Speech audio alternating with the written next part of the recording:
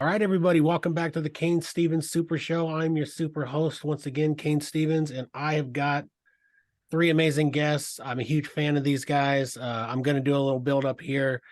They were the 2022, I believe, Band of the Year by Journal Star standards in Lincoln, Nebraska, but I think they're bigger than that. So they're blowing up everybody. You catch them everywhere, but I have none other than the Wildwoods. So I'm going to give you guys a little. I'll add clap noise later. I'll give you a standing O, but we're all sitting, right? So that'd be a little bit. Yeah. So how are you guys doing today? Doing great. Thanks for having us, Kane. I'm glad that we could finally make this happen. Of course, you guys have been a busy band. You guys have been traveling the United States, doing the thing. And let me just start by saying, I was talking to you guys before. I truly am a fan. I know a lot of people who might interview you, they'll say they're a fan, but they're not really. I'm not saying they're not, but I'm saying like they just say it. But I'm telling you, I listen to your music. Like I have you guys as songs on my playlist. Like you guys are in the wheelhouse of like the bands that I dig. Oh man, thank you, Thank Kane. you. Yeah. So I mean, I don't know what that means having a weird guy like me liking your music, but it can't hurt, right? Oh, it's great. It means a lot. Yeah. So have you what was did you guys play last night? When was your last show that you guys had? So our last show that we did was on Saturday. Okay. That was in La Crosse, Wisconsin, Nice. which is like 6.5 hours away from Lincoln. It was kind of the last show of that leg of the tour, and so we came home Sunday evening. Okay. So we're kind of Yeah. just resettling back into. I know, aren't you guys pretty burned out from the road? I mean, it's pretty tough.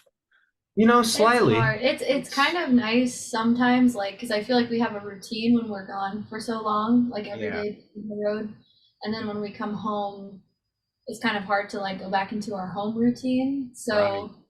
I think it's nice being gone, but it's also, I don't know, it's kind of draining sometimes because we don't really take a lot of days off. So yesterday we all said we were going to take a day off and not look at any Wildwood stuff for the day. So Well, you guys are really making Lincoln proud, I feel, because I mean, you guys are doing it. I mean, you guys are grinding it out. You're doing it every day.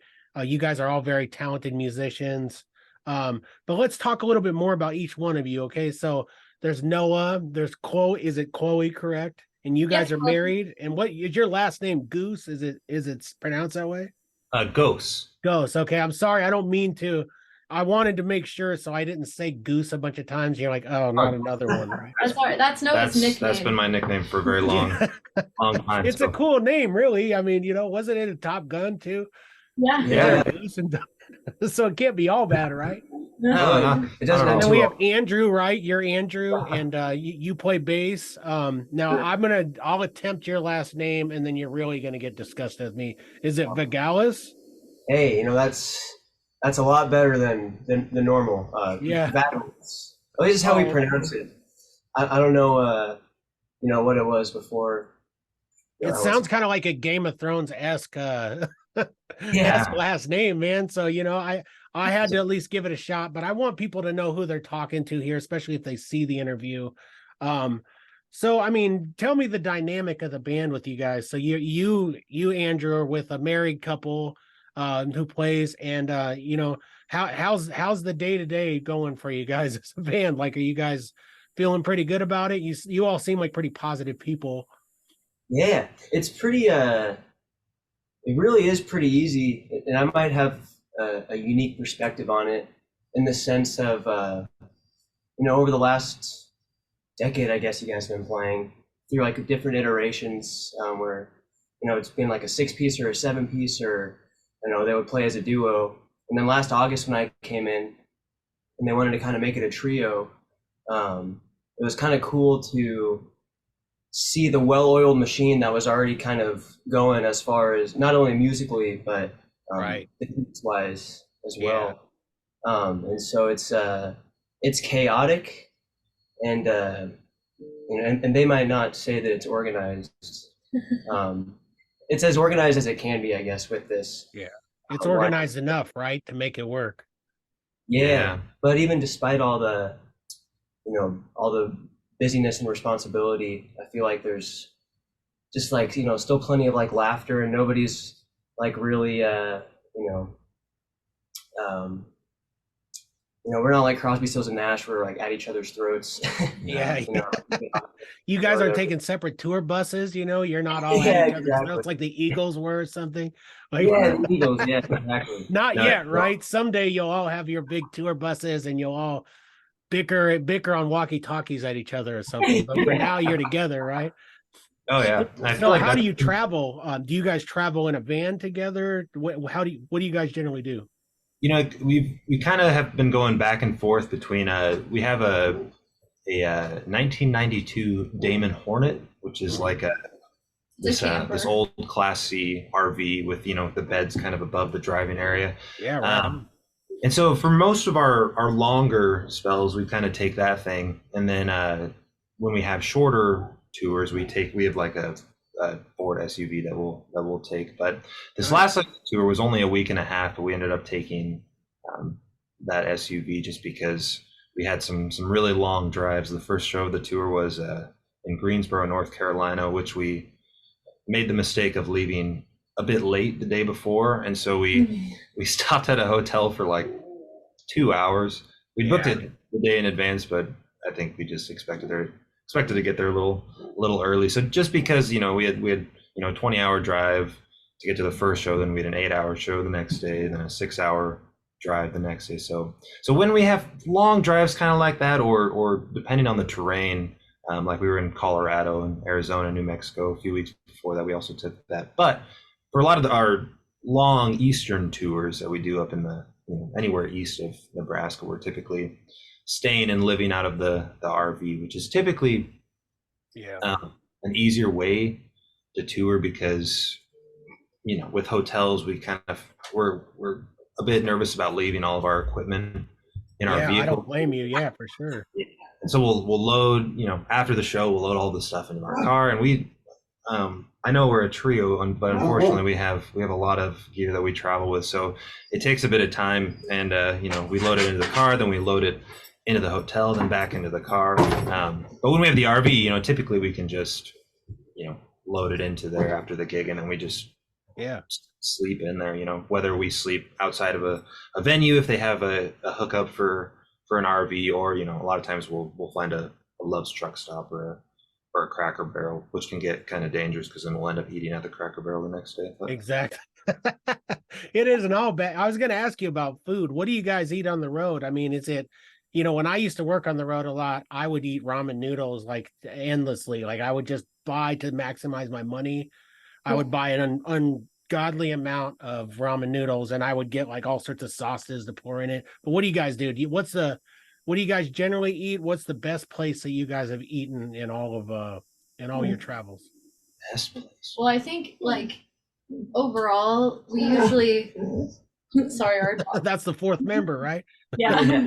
This is we usually try to have the venue provide us with meals at least dinner time, because it's always difficult. We're getting there for our load-in and sound check like hours before we actually play. And then by the time the show is done, there's really nothing open to eat except for like Applebee's, which we have been eating at a lot of Applebee's, or lately, like honestly, a lot of drive-throughs, which is not good. And that's only when we're taking like our SUV. But like when we take our camper, we have a little kitchen in there, so it's easy to make things or cook meals. Just have like cold things that are fast and easy snacks like in the fridge. But yeah, like because our gigs get done so late, there's really not a lot open now, especially since COVID. I feel like everything closes a lot earlier than it used to. Well, truck stops can be rough too. I can remember eating potato salad at a truck stop or something, and I got sick afterwards. So I would advise not eating gas station potato salad at 2 a.m. if you don't have to, right? Yeah. Made the mistake. Never do it, man. Don't do it. Yeah. Well, what's the best place you guys have eaten at? You guys have done some pretty good travels. You've had to eat in some good places, haven't you? And we played in was that Wakeman, Ohio? Oh, with Terry and Deborah? I would agree that was. Yeah, they made us this this stew, and this whole spread. It Yeah. was bread and cheese, like chips and salsa, so chicken and vegetable stew with rice. It That was sounds great. Yeah. This it's called River Dog, which yeah, is this couple that owns this piece of land that they do Barn concerts. and they they're artists, so they have buildings kind of meant for art creation and art displays and whatnot. And yeah, she just made us this incredible meal, and it was incredible, but also we hadn't had like a home cooked meal of that quality for A few long few time. weeks before Yeah. then, at least, or maybe a month. I don't know. So it was. It tastes better when it's like that, doesn't it? Like it's kind of like if you're out there and you're like camping and starving and eating hot dogs for 3 weeks straight, and then you eat like a real meal. It's like you can taste everything different. So I can only imagine. I mean, I'm salivating thinking about it. I'm hungry now. Yeah. I was in tears. Oh yeah. Yeah.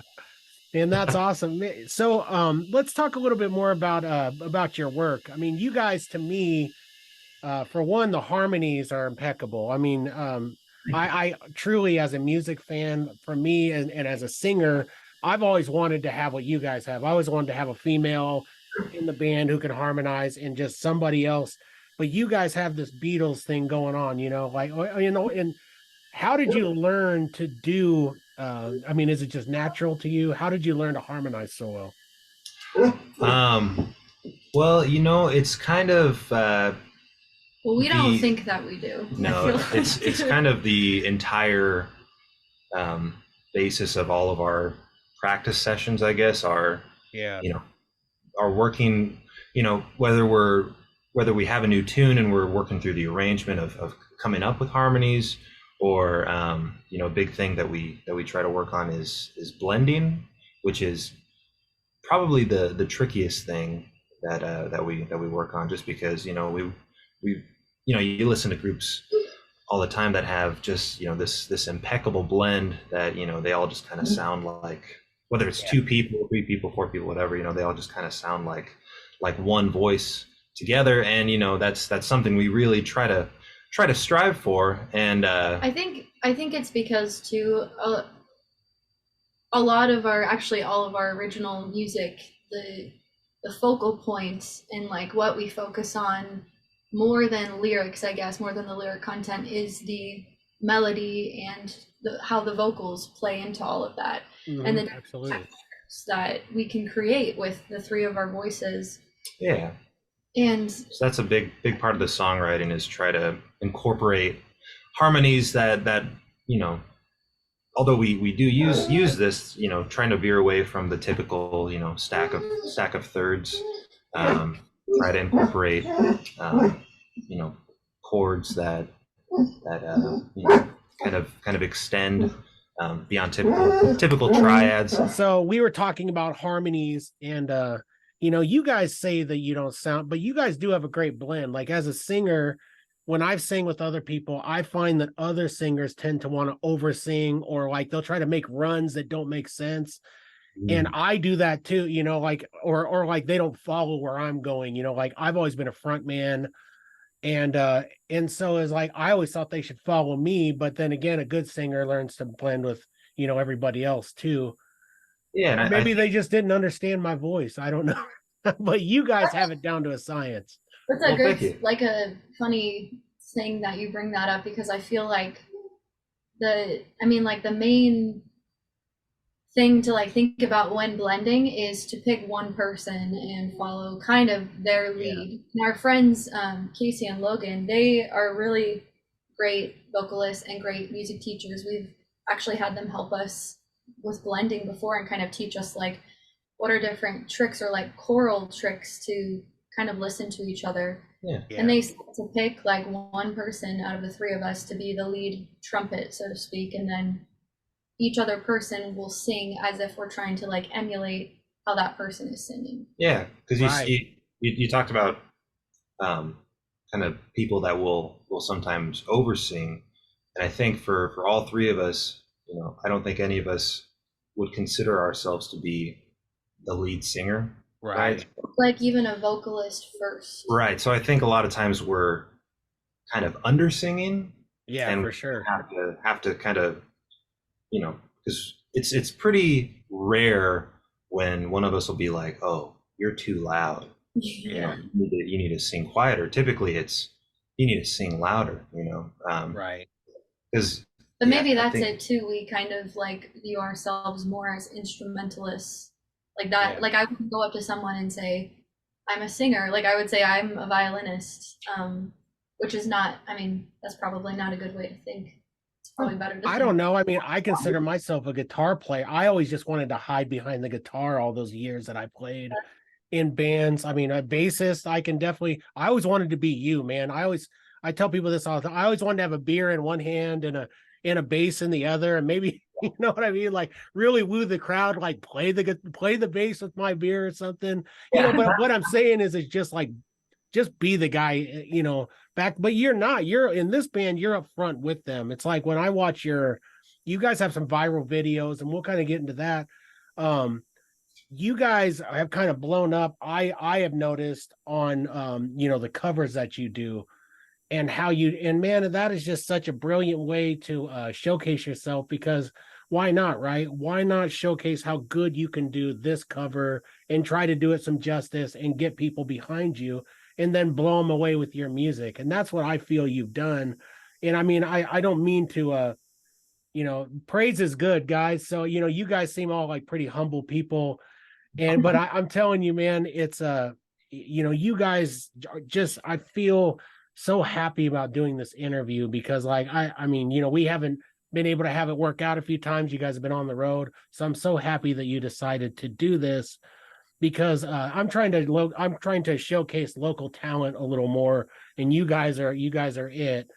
And so with the I'm looking at your views. I think there was some videos. The last thing I checked was like you were at like a 804.9 thousand views on one of your videos, and I'm sure it's rising. I mean, that's pretty darn good, man. I mean, I'm lucky to get 200 views or more on a lot of the stuff that I do, and I do a lot of posting.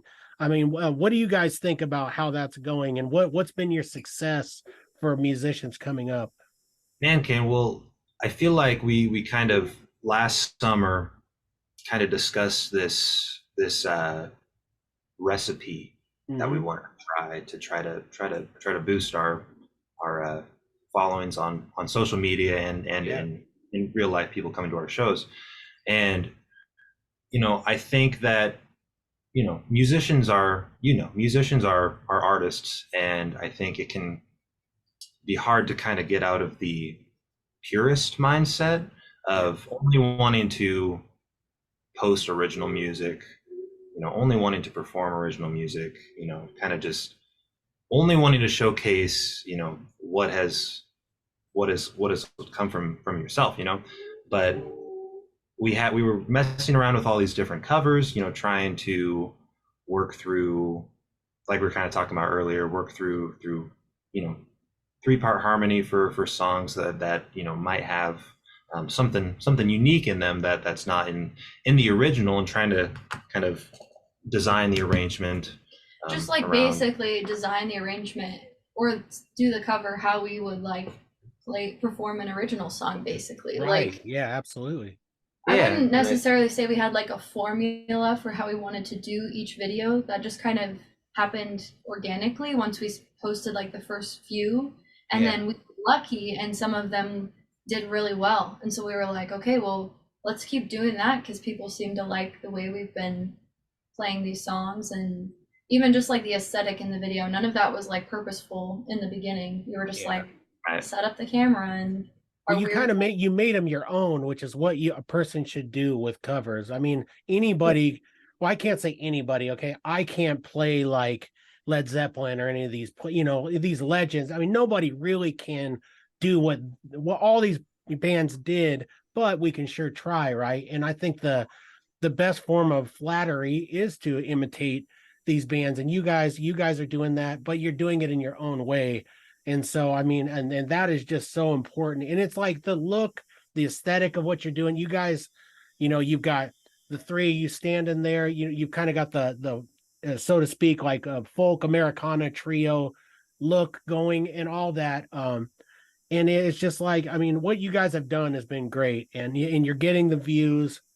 You know, I think the first song that I can remember listening to of a cover of yours was the John Denver cover of Oh, Take Me Home, you know, Country Road. I mean, that's just a killer song. People love that song, but the way you guys did it was just, it was like you make it look easy, but it's not easy. You know what I mean? And that's what the truly good bands do, is they make it, you guys make it look easy. Like I could get two schlubs next to me and we could you know, end up being like a barbershop quartet or something, but it just doesn't work like that. You oh, guys you put can in do it. work.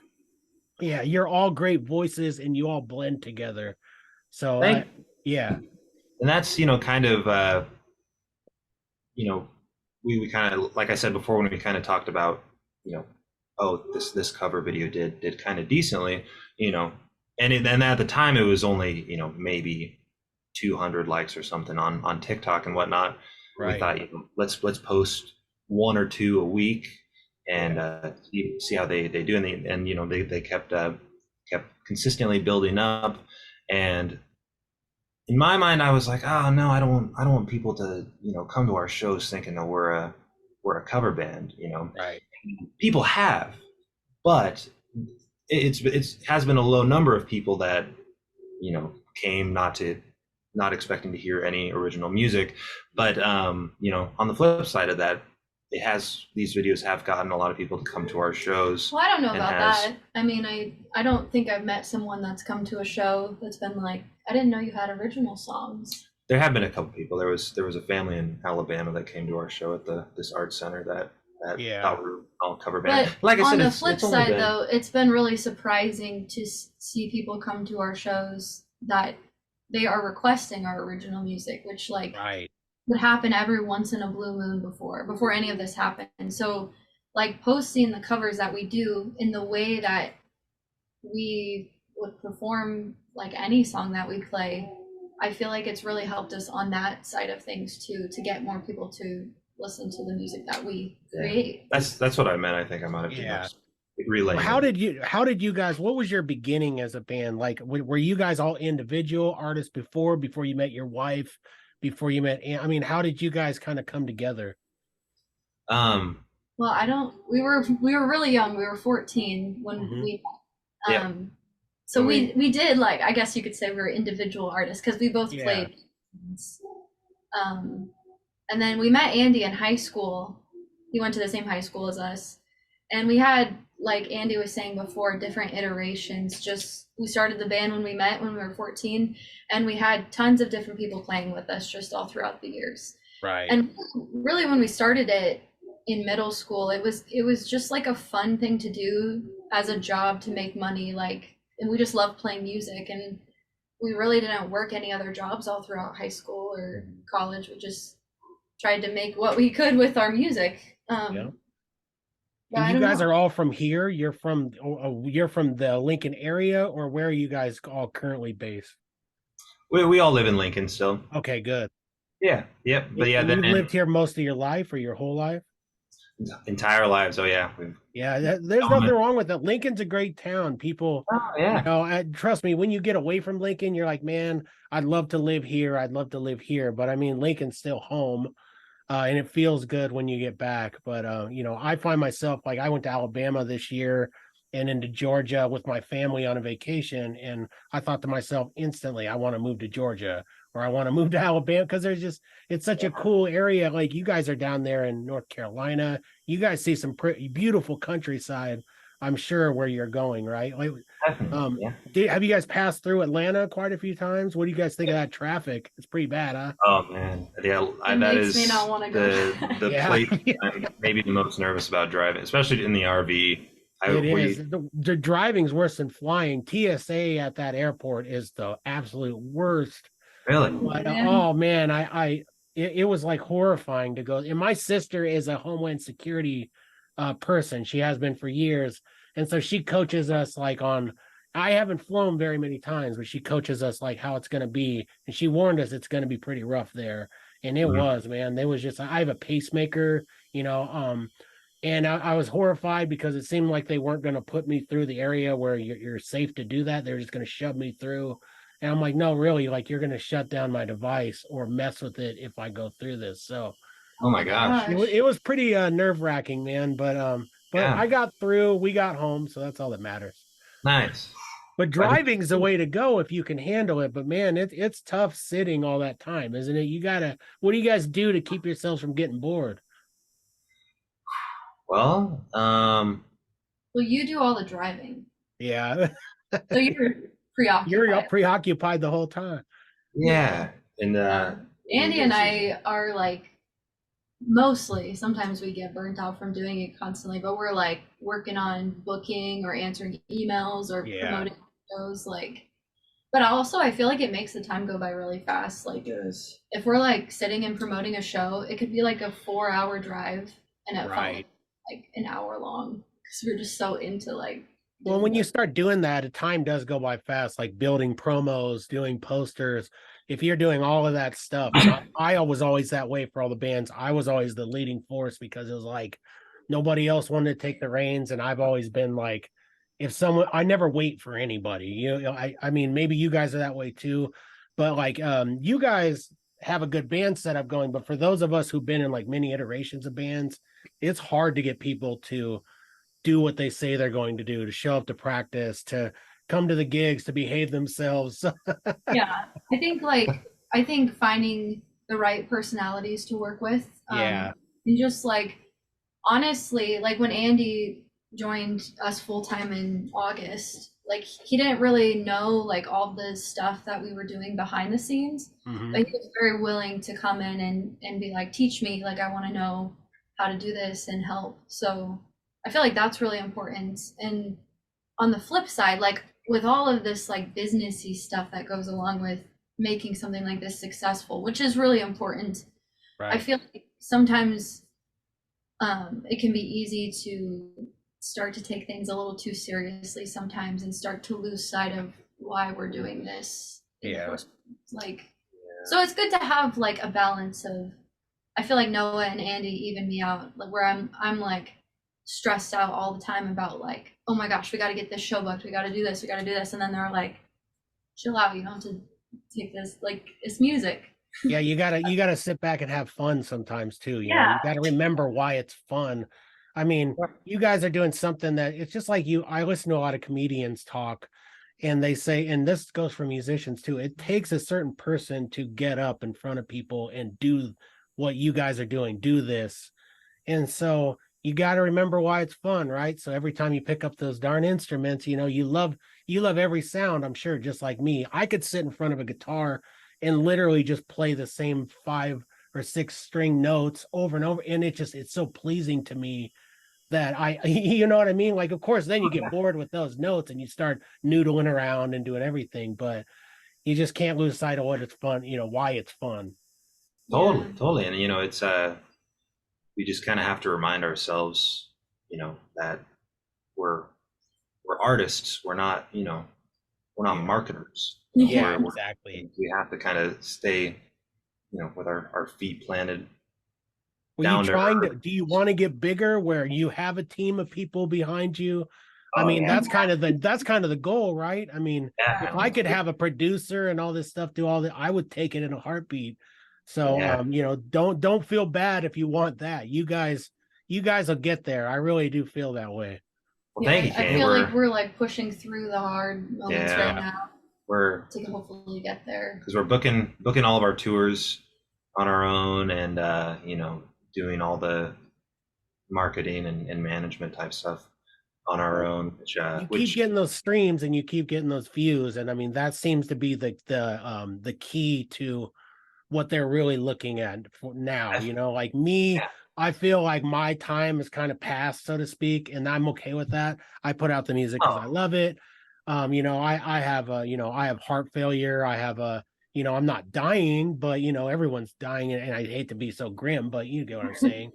But I feel like the key to the success of all of that is like you really have to put in the work. I can't tour anymore or play or any of that. So I do everything like online or at home. I do all my recording at home. I do all my producing. I do all my editing, everything. What do you guys do in terms of recording right now? Are you guys in charge of all that, or do you go to a studio to finish? Oh, how do you do that? So for our last album that we did, which was Foxwood St. John, which we released in February, we recorded it at this place called Hand Branch Studio, which is in Omaha, Nebraska, with an engineer named Ben Broden, and he was the house engineer for Studio B inside of ARC Studios in Omaha. But he a few years back, It was I when think COVID started. when COVID started, he kind of opened up a studio in his basement, but he really designed his basement in a way where it lent itself to be used for a professional recording studio. So we recorded a couple songs there. Then we thought, wow, it sounds just as good as ARC and brilliant. We really love working with Ben, and I really love recording in a house just because it feels It's a homey vibe. It gives you good feelings. Yeah. Right. So we ended up doing the whole album there in kind of multiple different sessions. It took like almost a year because Yeah. we would like do 2 days in the studio and then try to save up money to go back the next time. Yeah. When we started, we didn't even know that we were going to have an album at the end, but the longer we were recording, we just had more and more songs to bring. Yeah. And we had been working with Ben, I can't remember, since 2017. Was that the first year? Yeah. So he kind of he's been recording and helping us produce since then, kind of seeing our music grow up as we grow up too. So it's just a very comfortable soul to be around and help us, I don't know, put out what we work so hard for every day. But our last few singles that we've done, we've recorded them just in this is our studio room that we're currently sitting in. Just recorded all those things in here, as well as we do most of our cover videos in this room. Yeah. Other than It looks the one familiar. It looks like I've seen some of this before. You also record in a church, right? You guys have done some covers in a church as well. We have, yeah. It's been a little while. I think we did that John Denver one you were talking about. Yeah, it was cool, man. I can remember you guys spinning yarns about using like a really fancy mic of some sort, and I can't remember what it was. What mic was that? The AEA. Yeah, that's what it was. Yeah. Oh, wait, are you talking about the one in the church? Yeah, or no, I'm just talking about I thought maybe you used it in the church too, maybe you didn't. But there was a really nice, like, what was it, a ribbon mic, like an older type mic? Yeah. What was that mic? We've done like recordings in several churches, I guess. Like Noah's mom teaches at North American Martyrs School. And so we have, I think you might be talking about this. Yeah. Nice. So we have the option to like go and record stuff in that church, which we have a few times. Yeah. Never with that mic, though, I don't think yet. No, but this is not a cheap mic. I mean, I looked it up when you that's not your run-of-the-mill Shure 58 or something. Right. No, this is a AEA R84A, which AEA gifted it to us, and so we which it sounds just incredible. And that one we did it at First Plymouth. Yes, that one was at First Plymouth Church here. I'm sorry, it's kind of choppy to me. I remember like all the clips I watched and everything, but my my memory is like, or my mind is like a crazy spinning wheel. So it's amazing that I can reel myself in long enough to remember anything.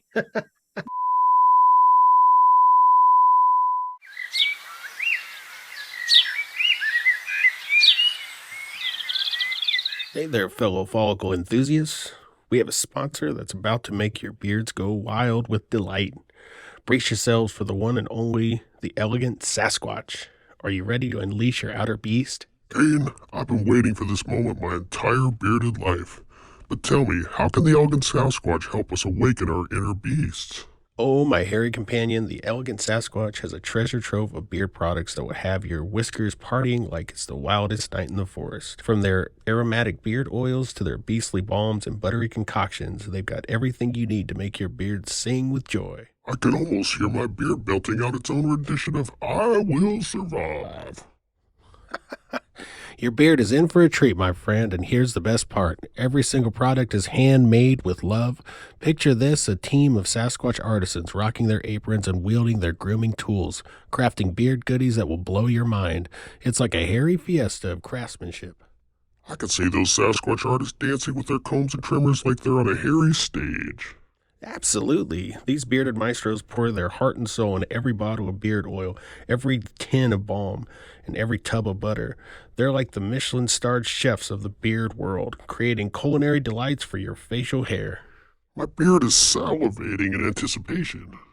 Well, get ready for your beard to do a happy dance because the Elegant Sasquatch has you covered from all angles. Their beard oils will make your whiskers as smooth as a buttery glide.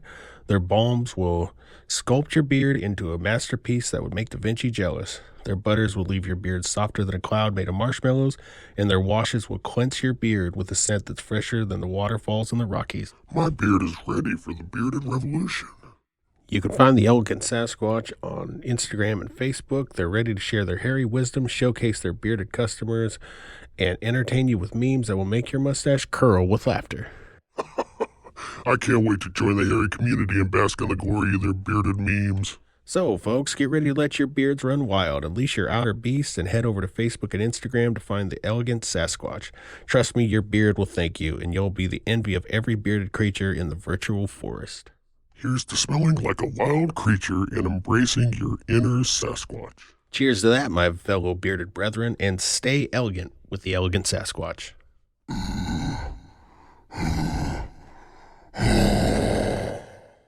All right, so one thing we haven't talked about is you guys are all instrumentalists. You know, your instrument is your voice, but it's also, you're literally playing instruments. So I want to start with if I can call you Andy instead of Andrew, maybe that's too formal.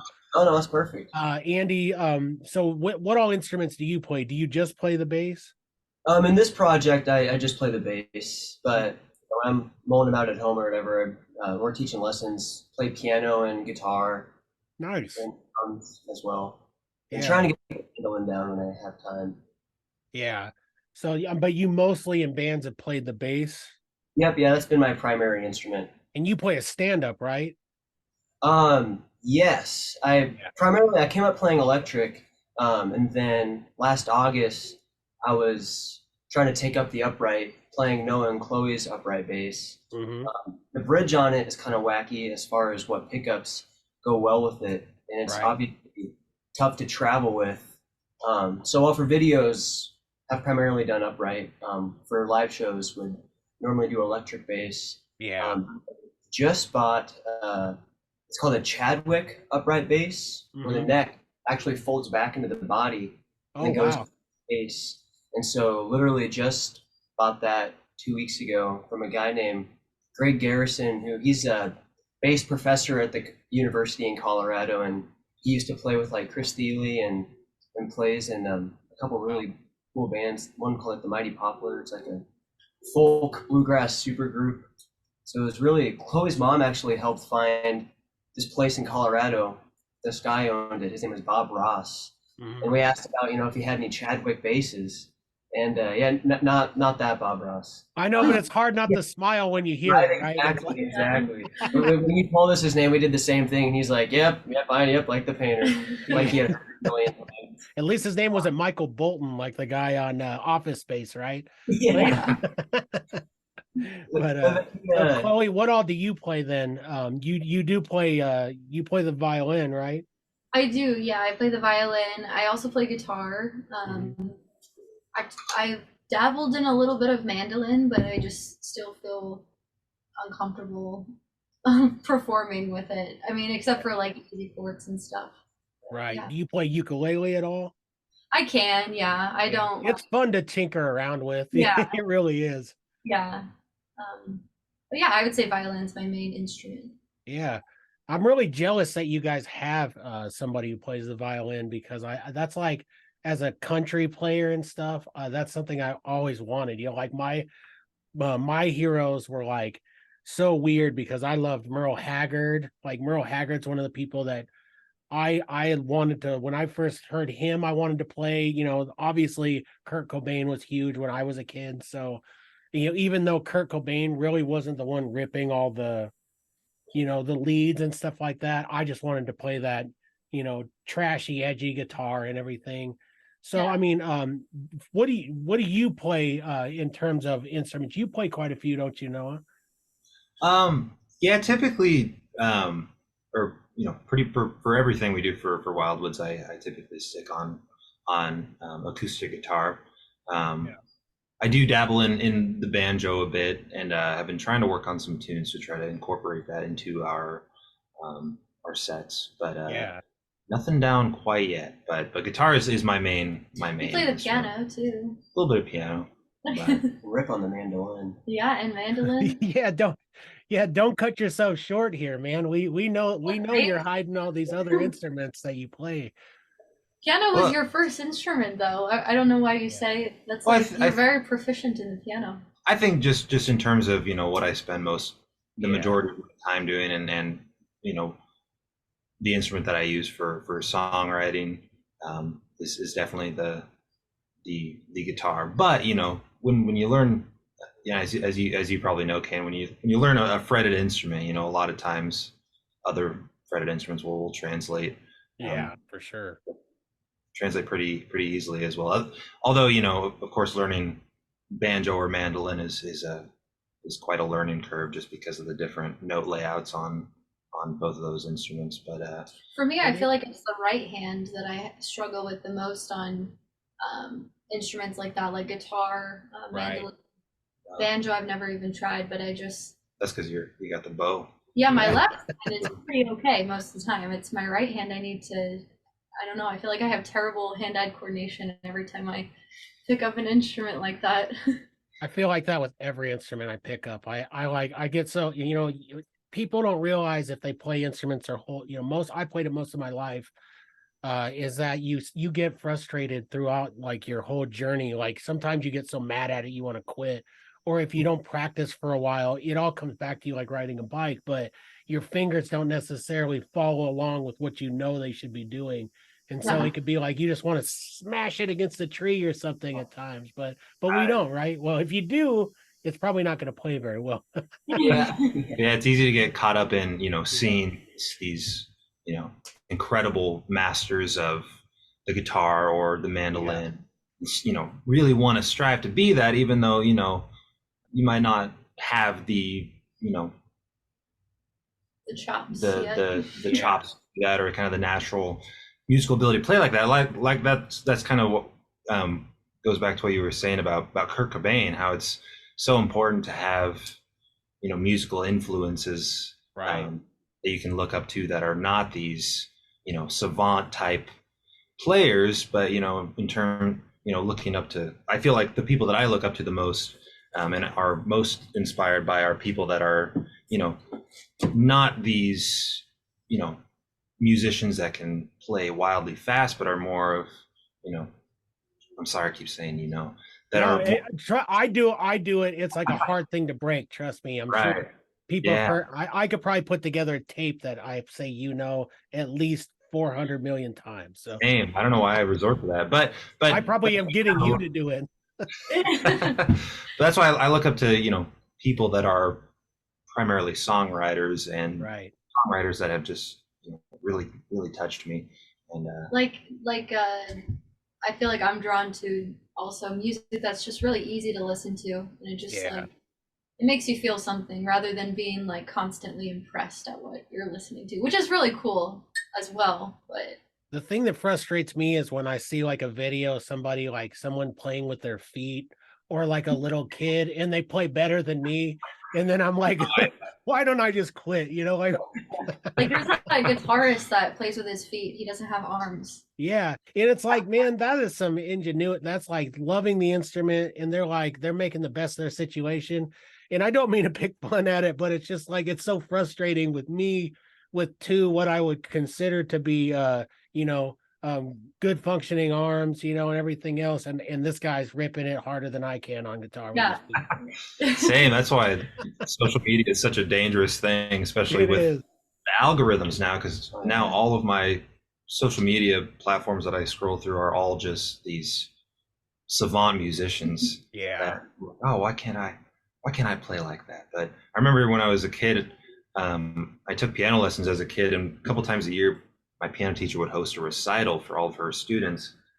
I remember seeing these kids that were just incredible pianists, and I would, look at my piece of sheet music, be like, what the hell am I doing? This is everybody's going to think I'm a fool, which I think is part of the reason why I got into songwriting. Because I thought, if I write songs, nobody else will know this. Nobody else will play this, And so I think not being the best musician kind of worked to an advantage, I guess. I don't know. One of the most important things I heard was when I was in college taking guitar lessons, I was in a jazz combo, and one of the songs I was supposed to take this solo, and I'd been like working on it really hard and get time to perform the solo, and I think it was pretty much just like all 16th notes the entire time, and just like note after note after note, and I was like, oh, I did it. And I get to my lesson the week afterwards, and my guitar teacher was like, let's talk about your that solo you took on All the Things You Are, and I'm like,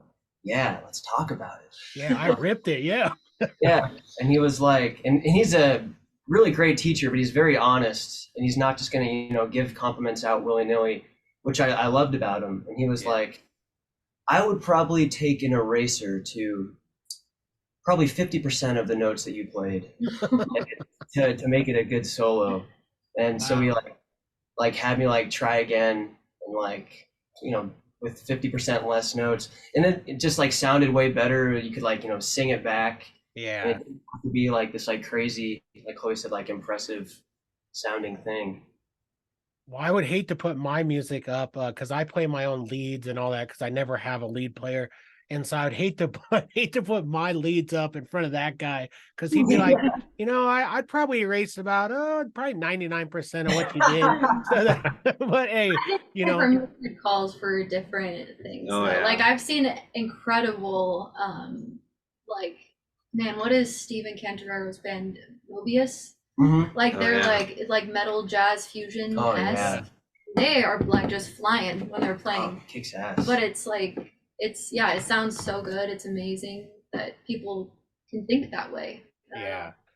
Well, we're all different minds, but we're all kind of the same mind as musicians. So it's fun for me to talk to other musicians because, especially I probably would never get the opportunity to talk to you guys in your regular life because I'm probably hiding out in a basement or I've been chasing ghosts lately with instruments and stuff. So we're gonna get into the weird part of this show now, and I won't be too out there, but it'll be just enough out there where you might, so I'll try to keep, I'll keep it light, so to speak. But if you guys don't mind, I'm gonna ask you guys some questions. Just give me your thoughts, all right? All right. My first question is this: is the Lochness Monster just a giant inflatable toy that people keep bringing out, or is it a dinosaur that isn't extinct? What do you think? No, Nessie's down there. Nessie's down there. I think so. What do you guys think? We've never I been think so. we've never been to Loch Ness. Yeah. But you got do you have the dream alive? Do you believe in it? Do you think cryptids are real? Cryptids. What's that? Cryptids are basically like Bigfoot and all these creatures that we can't explain. Different places throughout the country, like Missouri's Bigfoot is Momo, and he's like a stinky kind of a black Bigfoot type, Yeah. Some of our friends swear that they saw a Bigfoot. Yeah. Well, you guys are driving through some of this Bigfoot country and whatnot. Have you guys seen anything weird? Maybe like a guy, an 8 foot tall.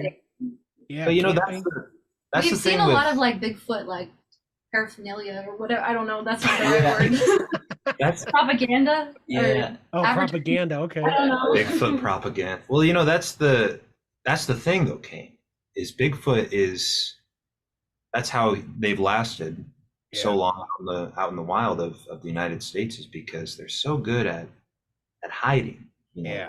They know what we're doing. They know what goes hide and seek champions, right? I mean, they're they know what's going on in the human race, and they don't want it. They don't want any part of it, right? I've heard different people try to say that Bigfoot is like a dimensional being, and I know we're really getting out in the weeds here, but I think if that were the case, it could be true, right? I saw a video recently, and maybe it was just very convincing, like Photoshop, but the video, it looked like this Bigfoot creature that they were viewing at from a distance. And it was a real like live video they were taping. It looked like it was just disappearing and then reappearing like randomly. Yeah. Absolutely. I What think do you that's make of all this UFO stuff? They're calling them UAPs now, which I, they're actually talking in congressional meetings and whatnot, and they're bringing, even alien existence to the forefront. I mean, do you think it's a bunch of, as I say, I hope this isn't a bad term, but like Hong Kong Phooey? Do you think it's a bunch of like, what do you think it is? oh, I think it's Andy's been like say since something. they like announced it, he's been like obsessed about it. Yeah, same. So you've been watching it then. You've seen what I've seen. Yeah, it's only been a matter of time. I feel like, Right. it's an endless universe. And so if, they're out there. But They the are out there. is the concept that, if you have a civilization that's able to last, the thousands of years it takes to get the technology for interstellar travel, Yeah. then they're probably peaceful, because if they weren't peaceful, then they probably would have used that technology to, to crumble themselves like we're probably going to do. In Yeah. however many years. Well, then there's the wild theories of like I see all these videos, and social media is so dangerous because I see all these videos of like people like basically claiming our politicians are like lizard people and all this wild stuff. And like, so I do think that some of the things that they do make me question, but I'm not going to go as far as to say that Joe Biden or everybody just yet are lizard people with masks. Like, I don't know. What do you guys think about that? Reptilians? Do you think they're real? I haven't looked into lizard people too much. Oh yeah, that it's a big thing in like Hollywood. People think the Hollywood types, instead of like the Illuminati and all this stuff, they're really just like a reptilian organization, Wow. which are going to eventually take over the Earth. What do you think? Well, to me, I feel like it's more ridiculous to think that none of that could be real. Yeah, yeah, exactly. Why couldn't it be real, right? I look at aliens like this. Is it really out there? I mean, from like and I don't mean to take it in a religious way, but even from a biblical standpoint, or any type of religion, there's always some supernatural element to most religion, and especially like the Bible itself is a pretty supernatural book, to be honest. So it's like, is it really out there to think that maybe there's other things going on? There's creatures, there's ghosts. I'm big into ghosts and paranormal. I've been grabbed by a ghost before. And I know that might sound nuts, but I've been grabbed on the ankle and pulled backwards in a room where, nobody was behind me. I've been scratched. So, I mean, what do you guys, let me ask you this. When it comes to ghosts, what do you think about spirits? Have you ever witnessed a ghost or been in a haunted house before? So the only encounter that I think I've ever had with a ghost was a ghost of a cat. Mhm. Right. My friend, I was very young. I was maybe 10 or 11 years old at the time. My friend had a cat that passed away. Right. And they had two cats. And so one time I was staying the night at his house, and I go upstairs to kind of look to see what they got in their fridge. I was a little hungry, and I heard a meow and saw a shadow of a cat run up the stairs, right? And so I like got spooked, and I looked down the stairs, and there was their other cat sitting down the stairs. But I know for a fact, Yeah, I saw a shadow of a cat run up the stairs. that's wild, man. That is, and I don't discredit any of anybody's claims, because I have people send me. I used to have a paranormal show before this called the Cain Stevens Paranormal Super Show, and it was harder to market only because it was so set in that. So now I like to talk to everybody like yourselves, but I also like to add a paranormal element to it from time to time. But I love hearing people's stories because it's so interesting. Not everyone is nuts. You know what I mean? Like, it would be ridiculous to think that everyone is wearing a tinfoil hat. Everyone is like, there are people that are just regular people that are just dealing with all of this. I mean, being a human is strange in general, isn't it? I mean, just the fact that we're here, we were even born, or, here we are making sounds at each other and we kind of know what each one's talking about is bizarre in itself, isn't it?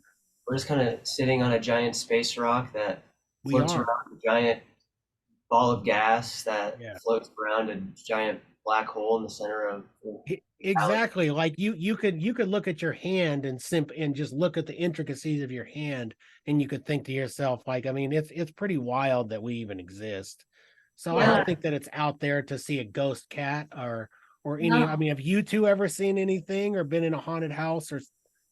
I have not. However, I like myself believe, even though I've never like encountered a spirit of some sort, but like loved ones or friends and family that I've known that have passed away, like to me, and this might be really insane for me to say this, and I don't think I've ever like said this out loud to you, so you might think I'm crazy, but I feel like I have encounters with those people, like whenever a thought of them pops into my mind, I feel Right. like because they're not constrained by like time and space, like they can, Yeah. I don't know, come about anyway. So anytime I like have a thought about them, I'm like, oh, they're here, like visiting me, like letting me know that they're like here. And Yeah. like anytime I see something, like when I'm out and about just going about my day, if I see something that's like I don't know, like a certain object that they often loved, like my grandpa really loved like wildflowers and like tractors and farming and stuff like that. So anytime I'm in like a weird like area that wouldn't have necessarily any of those things, and I see something like that pop up, I'm like, oh my gosh, there is my grandpa, or like something like that. Yeah, there's nothing. I mean, there's nothing wrong with that. I mean, my theory. I mean, if there are ghosts, my theory is that time, it doesn't necessarily exist the way we think it does. I think the past, present, and future all kind of meld together. And I think Yeah. if we are seeing, that's why like residual haunts and stuff like that, where you're literally seeing like a piece in time happen from the past in front of you, just playing out like at Gettysburg, for example. They get a lot of apparitions where it's just soldiers walking across the road or whatever. And I think that that is just, to me, when I try to piece it together in my mind, I think that it's one of those time things where we just don't understand the concept of it. The Yeah. fifth Because we're dimension. just simple human beings, right? We're just above we're just above, zoo animals and everything else. Well, that's the thing. We're so limited in what we can perceive Yeah. and what our senses can take in, Right. and even like to the lizard person theory.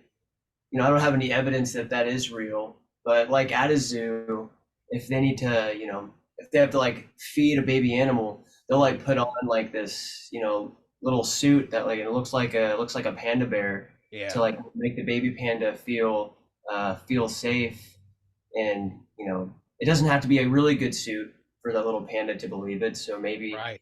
Mitch McConnell really does just have a mask over his lizard face, and That was the suit I was going to wear for this interview, but I thought it'd be, if I wore a panda costume, I felt like everyone would have been more comfortable.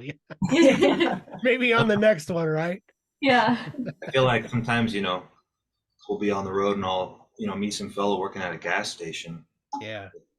and, either he's, he might be tweaking out or something, or he might be an intergalactic traveler. I don't know, right? It's hard I to love tell. that. I'd love that that's where your mind would go. And from now on, when you see him, now you're really going to wonder, is it a lizard person? You're going to go tug on their face or, Yeah, I don't don't know. do it though, man. You might not live to tell the tale. You guys got more to your story than what we're talking about here. But I'm getting in the weeds here a little bit. As I tend to do. My last thing that I want to do before the conversation is over with, I really want you guys to promote whatever you'd like to promote. Any upcoming, albums, songs, any venues that you're playing at soon, please feel free to do so. Well, we have a good amount of singles that we're planning to release here in the coming months, and we're going to be playing throughout. In the coming months, we're going to be playing throughout Wisconsin, throughout Iowa. We're going to be going up into the northeast region again, and back into the south. Back into the south and the Carolinas, down into Georgia and Alabama, and we have some local gigs coming up too. Yeah. Please promote all that. The tail end of August in Lincoln, we're playing at the Hub Cafe Farmers Market, and Capitol View Winery, and Kincaidor in Omaha, and all that stuff on our website and stuff too. That'll be And what's your website so people can check it out? thewildwoodsband.com. Wildwoodsband.com. You can also catch you guys on all of the socials, probably with the same thing, right? I Yep. think that's the tag you have. Yep, Instagram I think is just the Wildwoods, but I think all the other ones are the Wildwoods Band. Perfect. Well, that is where I discovered you guys, was off of the socials. You guys are doing an amazing job. I wish I had more time to talk to you guys, but you've already given me too much of your day. So, I so thank you guys for allowing me to talk to the three of you. It's been an absolute pleasure of mine, and I will be rooting for you guys. Thank you. Well, till I'm done, right? Yeah. It's so nice to virtually meet you. Yeah. Yeah, for sure. I hope I run into you guys sometime, and then you guys, I want you to grab me by the face and make sure I'm not a lizard person. Yeah. Well, unzip your skin. Yeah. Well, it's been an honor, guys. Thank you guys so much, and I hope you guys have a great day. Yeah, Thank you you, Cain. too. Appreciate it. You as well. Take care, guys. Take care.